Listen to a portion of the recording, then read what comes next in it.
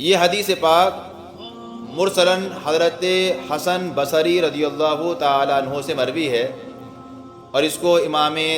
دارمی نے بھی روایت کیا ہے۔ فرماتے ہیں رسول اکرم صلی اللہ تعالی علیہ وسلم نے ارشاد فرمایا، من جاءہ الموت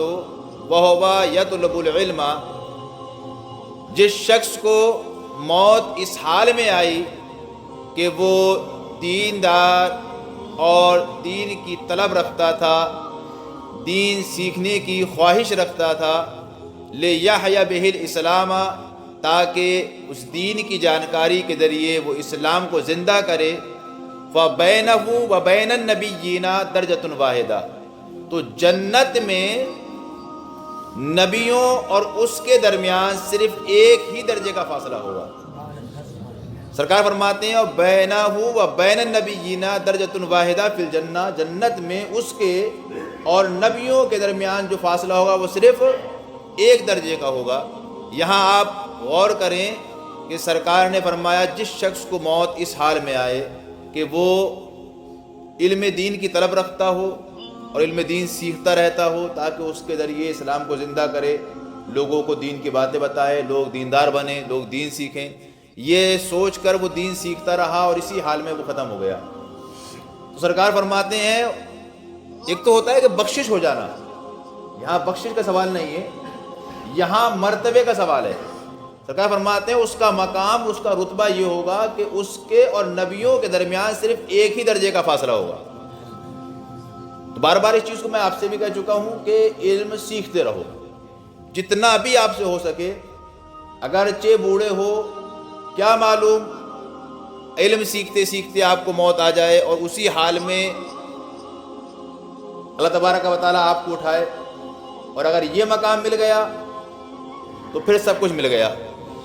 کیونکہ جنت میں سب سے بڑا مقام کس کا ہے؟ نبیوں کا، اور اس کا جو نیچے والا مقام ہے وہ ان لوگوں کا ہے جو دین سیکھتے ہیں، سکھاتے ہیں اور اسی حال میں مر جاتے ہیں۔ تو اب آپ لوگ کسی بھی طریقے سے سیکھو، کیسے ہی سیکھو، مگر سیکھنے کی کوشش کرتے رہو۔ گھر میں کبھی خالی بیٹھے ہیں تو اپنی کوئی بھی کتاب اردو کی آپ کو پڑھنا آتی ہے وہ اٹھا لو اور یہ سوچ کے سیکھو کہ ہم دین سیکھیں گے اور یہ دین ہم دوسروں تک پہنچائیں گے تاکہ دین کی جانکاری دوسروں کو پہنچے گی۔ اور موت کا کوئی بھروسہ نہیں ہے،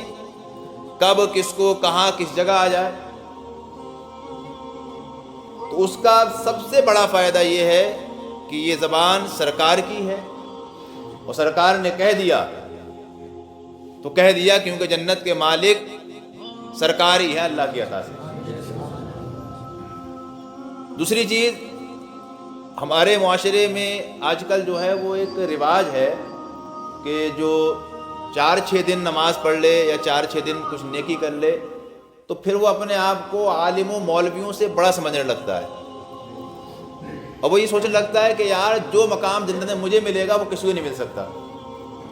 اور علماء کرام وہ ہیں جن کا بچپنا اسی میں گزرتا ہے، جوانی بھی اسی میں گزرتی ہے، اور بڑھاپا تو بالخصوص اسی میں گزرتا ہے،